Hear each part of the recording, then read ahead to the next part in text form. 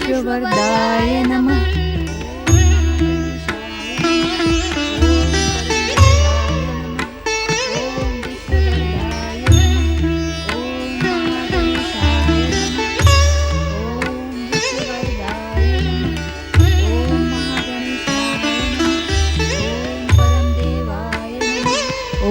विश्ववरदाय नमः।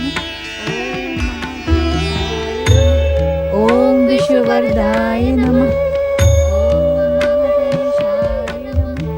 ओम परम देवाय नमः। ओम विश्ववरदाय नमः। स्वर दो सुनाई दे रहे हैं, किंतु पार्वती अकेली दिखाई दे रही है। ये कैसी माया है? स्वर मेरा भ्रम भी हो सकता है। इस समय पार्वती अकेली है, शिव से दूर भी है। यही समय प्रतिशोध लेने का सही समय है। वो चोटी वाला साधु मुझे बहका रहा था। मैं अब अपने जीवन में कांटे बिखेरने वाली इस पार्वती को कदापि नहीं छोड़ूंगा, कदापि नहीं छोड़ूंगा। ओम विश्ववरदाय नमः।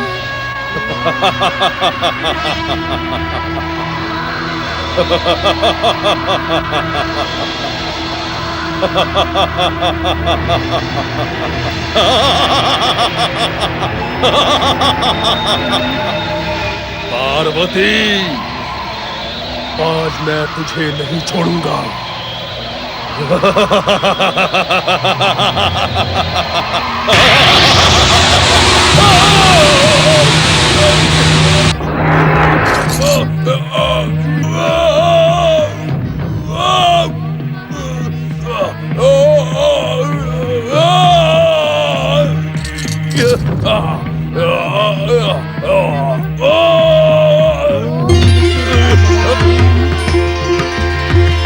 दुष्ट बुद्धि क्रोधासुर, शक्ति स्वरूपा माता पार्वती पर प्रहार करने वाला स्वयं ही नष्ट हो जाता है।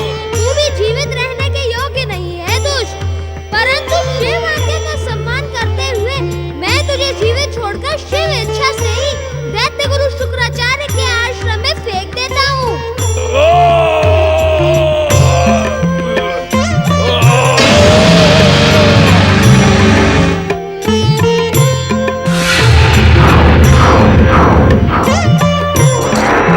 ओम महागणेशाय नमः।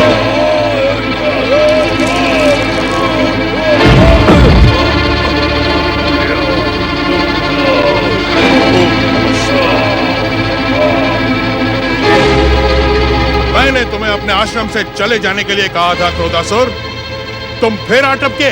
शुक्राचार्य, तुम्हारे कारण मेरी ये दुर्दशा हो रही है। तुमने पार्वती का नाम लेकर मेरे क्रोध को जगाया, तो क्या मैं उससे प्रतिशोध न लेता? यानी कि तुम माता पार्वती से? हाँ, मैं पार्वती से प्रतिशोध लेने लेखन पर्वत गया था, किंतु वह एक मायावी ज्योति ने मुझे उखाड़कर यहाँ फेंक दिया। मैं पार्वती को छोड़ूंगा नहीं। ऐसी भूल ना कर मूर्ख, अन्यथा अपने जीवन से हाथ धो बैठेगा। अपमान के इस कड़वे घूंट को पीने से अच्छा है मैं पार्वती से प्रतिशोध देकर अपने जीवन का बलिदान कर दूं। नहीं क्रोधासुर, मैं तुझे ऐसा नहीं करने दूंगा।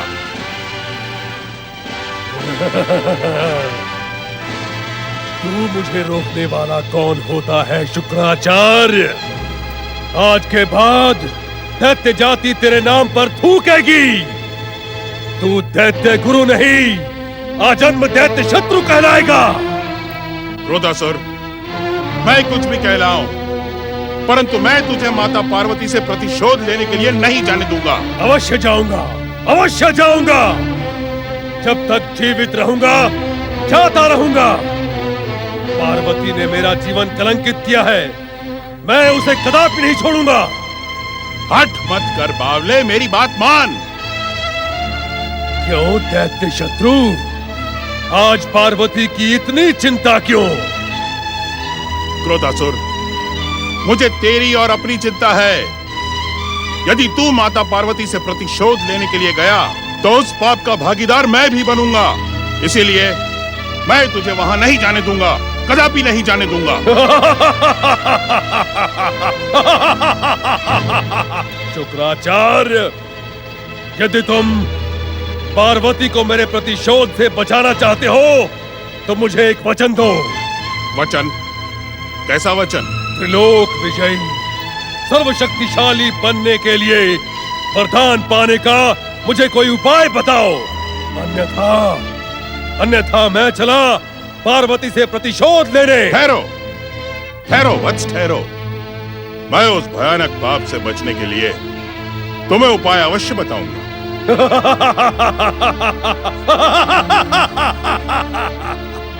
परम शक्तिशाली त्रिलोक विजयी सिंधु दैत्य ने सूर्य देव की आराधना करके इच्छित वरदान पाया था। वत्स क्रोधासुर, तुम भी सूर्य देव की आराधना करके उनसे अपना इच्छित वरदान प्राप्त कर सकते हो।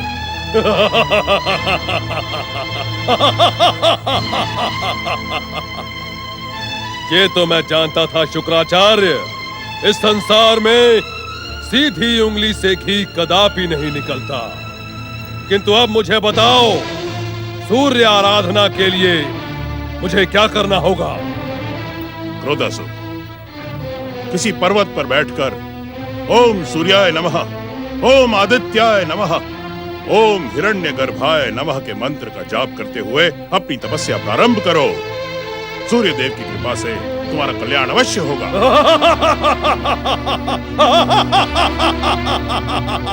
ओम सूर्याय नमः, ओम आदित्याय नमः, ओम हिरण्यगर्भाय। ओम महागणेशाय नमः, ओम परम देवाय नमः, ओम महागणेशाय नमः, ओम विश्ववरदाय नमः, ओम हिरण्यगर्भाय नमः, ओम महागणेशाय नमः, ओम विश्ववरदाय नमः, ओम सूर्याय नमः, ओम महागणेशाय नमः, ओम विश्ववरदाय नमः, ओम परम देवाय नमः, ओम महागणेशाय नमः, ओम विश्ववरदाय नमः, ओम परम देवाय नमः, ओम विश्ववरदाय नमः, ओम आदित्याय नमः। ओम विश्ववरदाय नमः। ये माता पार्वती की तपस्या से तीनों लोग अस्त व्यस्त हो सकते हैं। इन्हें इस लीनता से तपस्या करने की क्या आवश्यकता है? ये तो स्वयं शक्ति स्वरूपा है। समझ में नहीं आता कि इनकी तपस्या का उद्देश्य क्या है। क्षमा करें देवराज, माता पार्वती की तपस्या का उद्देश्य जन कल्याण और लोकहित का ही संकल्प होगा। वरुण देव, ये आप कैसे कह सकते हैं? माता तो पुत्र के कल्याण की चिंता में ही लगी रहती है, परंतु मुझे वास्तविक चिंता तो इस दुष्ट असुर को देखकर हो रही है। ओम आदित्याय नमः। हाँ देवराज, चिंता का विषय तो यही है। कौन है ये भयानक असुर और किस उद्देश्य से भगवान सूर्य की आराधना कर रहा है? पवन देव, हमसे प्रश्न करने की भूल करने के स्थान पर आपने अब तक इसका परिचय प्राप्त क्यों नहीं किया? आप तो सृष्टि के कण कण में प्राण वायु बनकर विचरते हैं, क्यों? देवराज, इस वाद विवाद को त्याग कर सर्वप्रथम सूर्य देव को इसे वरदान देने से रोकना होगा। अपनी आराधना करने वाले को सूर्यदेव वरदान अवश्य देते हैं। सिंधु दैत्य को वरदान देते समय भी हमने उन्हें रोकने का सफल प्रयास किया था, परंतु अनजाने ही सूर्य देव से अमरता का वरदान पाने वाला सिंधु दैत्य तो श्री महागणेश के अवतार के हाथों मारा गया और सूर्य देव का वरदान भी उसकी रक्षा नहीं कर सका। रक्षा भले ही ना कर सका हो, किंतु हमें तो पतित कर दिया था ना स्वर्ग से सिंधु दैत्य ने, और उसने हमारे मस्तक पर कलंक का टीका लगा दिया था। हमें सूर्यदेव को रोकना ही होगा। नारायण नारायण। ओम श्री गणेशाय नमः। प्रणाम देव ऋषि। देवराज इंद्र, ये तो आप भली भांति जानते हैं कि आपके रोकने से भगवान सूर्य रुकने वाले नहीं हैं। हम उन्हें रुकने के लिए विवश कर देंगे देवर्षि। नारायण नारायण। देवराज जी, सूर्य देव को विवश करने का प्रयास आप इससे पहले भी कई बार कर चुके हैं और हर बार का परिणाम आपको याद ही होगा, है ना? देवर्षि, कुछ भी कहने सुनने की आवश्यकता नहीं है देवराजेंद्र। मैं अपनी दिव्य दृष्टि से ये देख रहा हूँ कि ये असुर सूर्यदेव से वरदान अवश्य पाएगा। अर्थात नारायण नारायण। अर्थात ये देवराजेंद्र कि ये असुर वरदान प्राप्त करके स्वर्ग पर अधिकार करेगा, फिर आपके मस्तक पर कलंक का टीका लगेगा। और ये भी हो सकता है, बड़े दुख के साथ मुझे कहना पड़ रहा है देवराजेंद्र, कि श्री महागणेश के अवतारों के हाथों इस असुर का वध भी ना हो। सावधान देवगणों, सावधान। नारायण नारायण।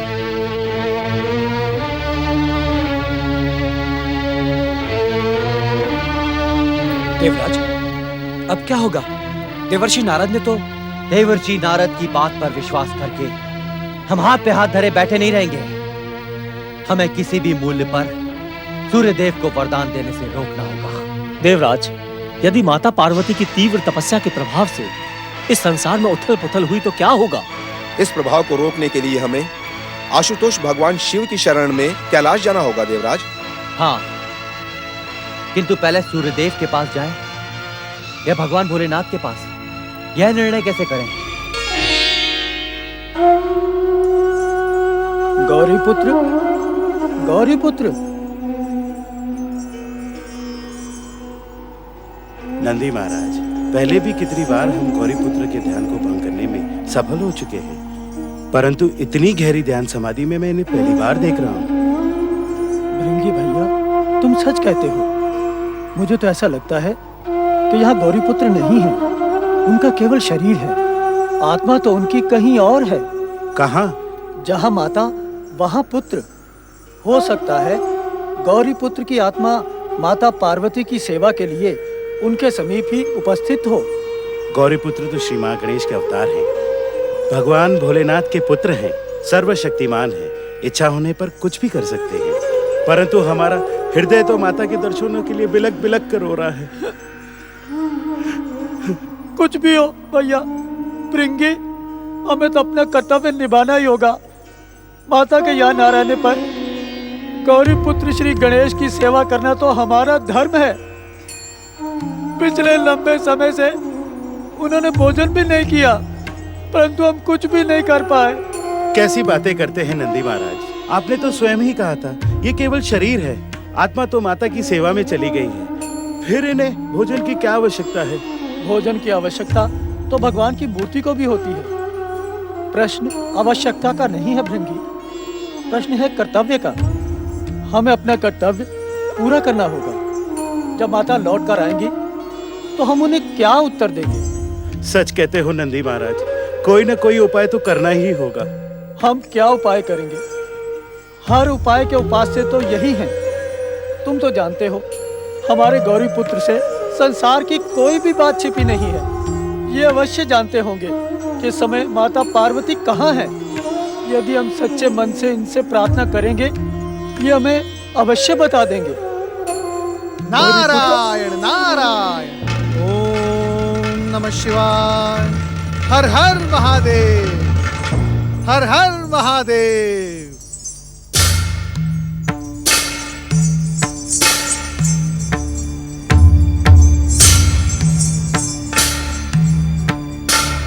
नारायण नारायण। ओम नमः शिवाय। भोलेनाथ, आपके पावन दर्शन प्राप्त करने के लिए आपका ये सेवक लंबे समय से व्याकुल है। भोलेनाथ, कृपया आप अपनी कृपा दृष्टि मुझ पर करें और मुझे कृतार्थ करें। भोलेनाथ, आंखें खोलें, अपनी ध्यान समाधि का त्याग करके अपने इस भक्त को कृतार्थ करें। भोलेनाथ, कृपया अपनी आंखें खोलें। ओम नमः शिवाय। हर हर महादेव, हर हर महादेव, हर हर महादेव। आप सभी के कैलाश आने का कारण हमें ज्ञात है। परंतु हम आपकी सहायता नहीं कर सकते। देवादिदेव महादेव, इस समय हम देवगण दुविधा के धर्म संकट से घिर चुके हैं। एक ओर माता पार्वती की तपस्या उग्रता की चरम सीमा तक पहुंच चुकी है और दूसरी ओर कैलाश की भूमि पर जन्मा क्रोधासुर सूर्यदेव की आराधना करके सर्वशक्तिमान और त्रिलोक विजयी बनने का वरदान पाना चाहता है। ये सारे कारण हमें ज्ञात है देवराज। हम आपसे पहले भी कह चुके हैं कि हम आपकी कोई सहायता नहीं कर सकते। न तो देवी पार्वती हमारी आराधना कर रही है और न ही क्रोधासुर। ऐसी स्थिति में हमसे हस्तक्षेप और सहायता की आशा करना व्यर्थ है।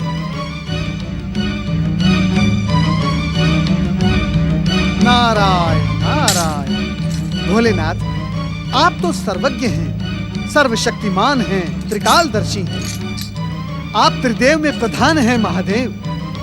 भोलेनाथ, आपके मार्गदर्शन के बिना कोई कुछ भी नहीं कर पाएगा। आप केवल हमें इतना बता दें कि माता पार्वती की इस कठोर तपस्या का परिणाम क्या होगा।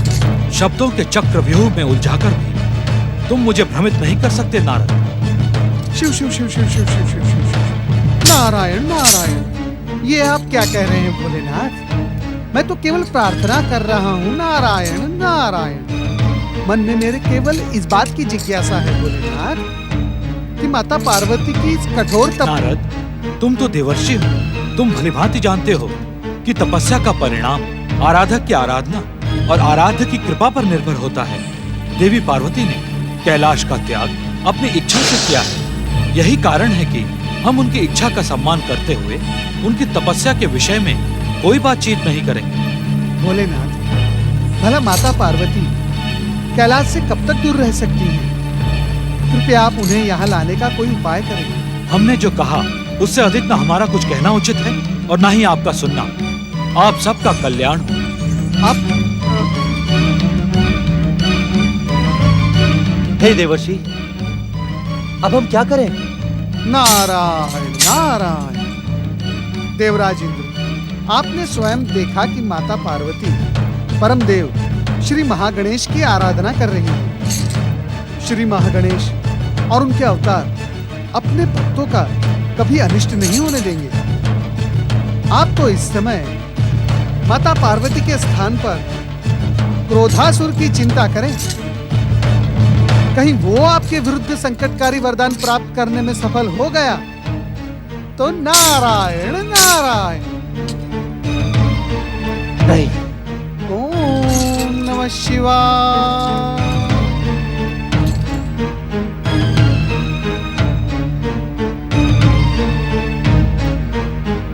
नारायण नारायण।